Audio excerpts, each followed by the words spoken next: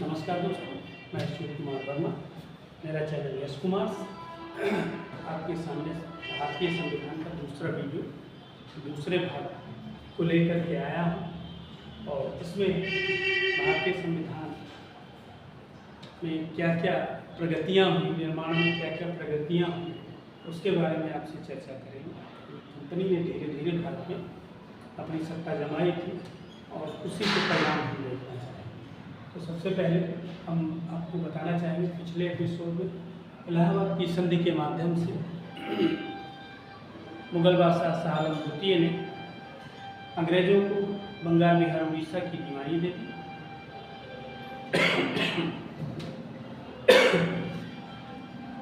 बंगाल, बिहार, उड़ीसा की दीवानी मिलने के बाद क्लाइव ने बंगाल में द्वैध शासन प्रणाली स्थापित कर दिया। बंगाल में द्वैध शासन प्रणाली स्थापित होने के बाद बंगाल का शोषण प्रारंभ हुआ। इसी बीच कंपनी की हालत खराब हुई तो कंपनी ने 20 करोड़ रुपए ब्रिटिश क्राउन से मांगे, यानी ब्रिटिश संसद से मांगे। ब्रिटिश क्राउन ने 20 करोड़ रुपए देने से इनकार किया और रेगुलेटिंग एक्ट के माध्यम से कंपनी पर नियंत्रण स्थापित कर दिया। अप्रत्यक्ष रूप से कंपनी पर नियंत्रण 1773 के रेगुलेटिंग एक्ट के माध्यम से स्थापित हुआ।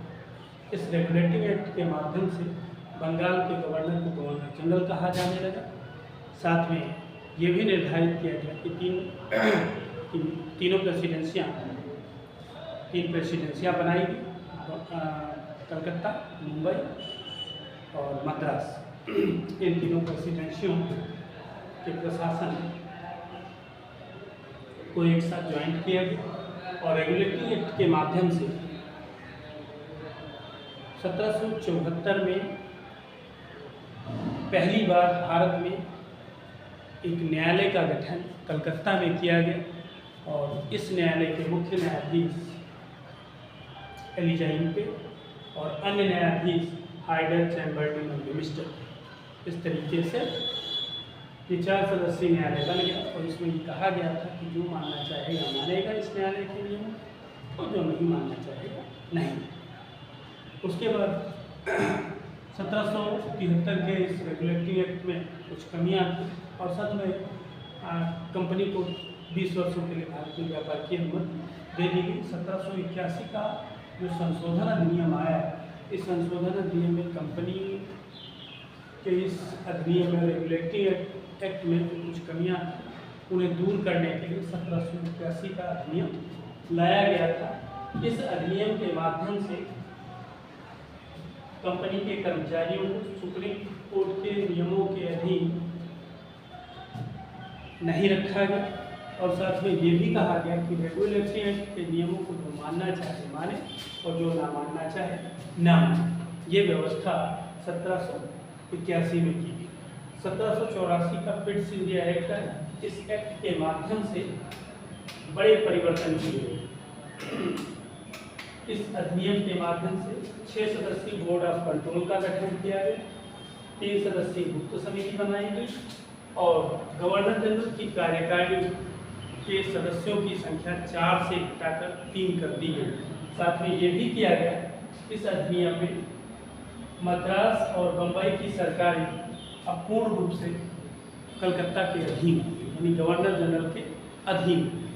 उसके बाद 1793 का कंपनी अधिनियम आया और इसमें फिर से कंपनी को 20 वर्षों के लिए कार्य करने की अनुमति दे दी।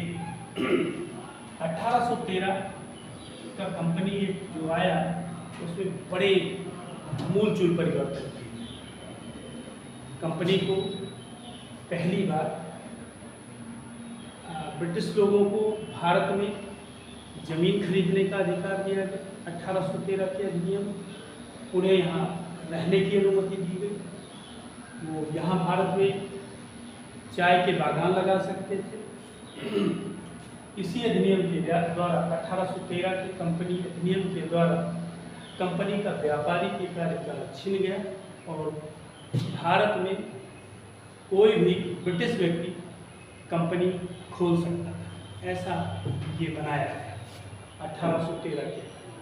1813 के अधिनियम में ब्रिटेन के लोगों को ज़मीन खरीदने की तो अनुमति दी गई, साथ में व्यापार की भी अनुमति मिली।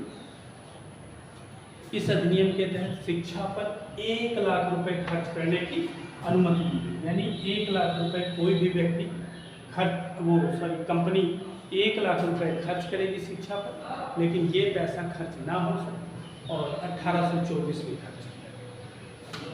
भारत में ईसाई मिशनरियों को धार्मिक प्रचार की अनुमति दे दी गई 1813 अधिनियम के द्वारा। इस अधिनियम में भारतीयों का आक्रोश बढ़ गया। क्यों? क्योंकि ईसाई मिशनरी यहाँ करके यहाँ अपने धर्म का प्रचार कर रही थी, इसलिए भारतीयों में आक्रोश बढ़ा। धीरे धीरे भारतीयों का आक्रोश फैलने लगा और जब 1813 का कंपनी अधिनियम आया तो ये महत्वपूर्ण है आपके लिए, क्योंकि कंपनी का व्यापारिक अधिकार ही समाप्त हो गया। यानी कंपनी ये व्यापारिक कंपनी नहीं रही। ईस्ट इंडिया कंपनी जिसे कहते हैं वो व्यापारिक कंपनी नहीं रही, बल्कि राजनीतिक कंपनी बन गई और उसे भारत में प्रशासन की अनुमति दी गई। बंगाल का जो गवर्नर जनरल था उसे भारत का गवर्नर जनरल बना दिया। लॉर्ड बेंटिंग बंगाल के अंतिम गवर्नर जनरल और भारत के प्रथम गवर्नर जनरल बनाए गए। पहली बार शिक्षा पर 10 लाख रुपए खर्च करने की अनुमति दी गई। अब शिक्षा पर 10 लाख रुपए खर्च करने की जो अनुमति दी गई थी, वो 10 लाख रुपए कैसे खर्च हो, इसके लिए कोई शिक्षा का माध्यम नहीं था। इसके लिए विधि आयोग के अध्यक्ष मैकाले को, लॉर्ड मैकाले को शिक्षा आयोग का अध्यक्ष बनाया और इसके अधिकार में इसके अधीन मैकाले के अधीन शिक्षा का एक आयोग गठित किया गया। मैकाले आयोग जिसे कहते हैं 1833 में मैकाले आयोग ने अपनी रिपोर्ट में अधोमुखी निस्पंदन का सिद्धांत दिया। साथ में भारत में पाश्चात्य शिक्षा को मान माध्यम बनाया गया। पाश्चात्य शिक्षा को मान माध्यम बनाया गया। इस प्रकार से भारत में अंग्रेजी शिक्षा मान माध्यम बनी और तब से अंग्रेजी शिक्षा मान माध्यम बनी। मैकाले इस बात से खुश था कि उसने काले शरीर में गोरे मन का वास कर दिया। मैकाले की ये अवधारणा बड़ी खतरनाक थी। उसके बाद हमने बताया अधोमुखी निस्पंदन का सिद्धांत 1838 में आया। इस सिद्धांत के माध्यम से ये कहा गया कि उच्च वर्ग को शिक्षा दी जाए, जिसे छनाई का सिद्धांत या फिल्ट्रेशन थ्योरी कहते हैं। उच्च वर्ग को शिक्षा दी जाए तो निम्न वर्ग अपने आप ही शिक्षित हो। ये बात 1833 के अधिनियम के बाद कही गई थी। यानी जब मैकाले आयोग ने अपनी रिपोर्टें देना प्रारंभ किया तो उसने ये भी बताया कि संपूर्ण भारतीय वर्ग को शिक्षा देना मुश्किल है। उच्च वर्ग को शिक्षा दे करके हम निम्न वर्ग तक फिल्टर करके शिक्षा को पहुंचा सकते हैं। यानी उच्च वर्ग शिक्षित हो जाएगा, धीरे धीरे निम्न वर्ग भी शिक्षित हो जाएगा। ये व्यवस्था इस 1833 के अधिनियम में कही। फिर 1853 का अधिनियम आया। इस अधिनियम में बड़ी बड़ी बातें कही गई कि कंपनी को अब आने वाले समय में कोई व्यापारिक अधिकार या राजनीतिक अधिकार नहीं दिए जाएंगे। यानी 20 साल के लिए प्रशासन की अनुमति नहीं दी जाएगी। मौका मिलते ही कंपनी की सत्ता छीन ली जाएगी। और इसी अधिनियम के द्वारा 1853 में भारत में 12 सदस्यीय एक विधान परिषद का गठन किया गया। विधान परिषद का गठन होने के बाद ठीक भारत में पहली बार विधान परिषद आई है तो एक उचित व्यवस्था भारतीयों के लिए हो जाएगी ऐसा माना। लेकिन भारतीयों का आक्रोश बढ़ता जा रहा था क्योंकि 1854 में बम्बई प्रांत की 35,000 रियासतों की जांच की गई, जिसमें 20,000 रियासतें हड़प ली गई। धीरे धीरे आक्रोश बढ़ता गया और भारतीयों का बढ़ता आक्रोश देख करके कंपनी को अगले 20 सालों के लिए प्रशासन की अनुमति नहीं मिली और क्राउन ने कहा था कि हमें मौका मिलते ही हम सत्ता आपके हाथों से छीन लेंगे। इसका मतलब 1857 की क्रांति की आहट क्राउन को सुनाई दे रही थी। 1857 की क्रांति हुई और ये क्रांति मेरठ से फूटी और पूरा उत्तर भारत इसकी चपेट में। 1857 की क्रांति जब निपट गई भारतीय, क्योंकि बुर्जुआ वर्ग में साथ नहीं थे क्रांतिकारियों का, तो ये क्रांति भारतीयों के लिए फ्लॉप रही। लेकिन कहीं ना कहीं इसका जो परिणाम देखा जाए वो भारतीयों के लिए बड़ा अच्छा रहा और धीरे धीरे भारतीयों ने एकजुटता प्रदर्शित की। 1857 की क्रांति के बाद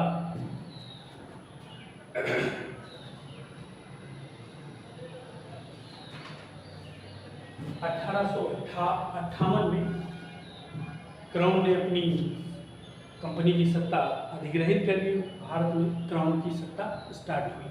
तो भारत सरकार अधिनियम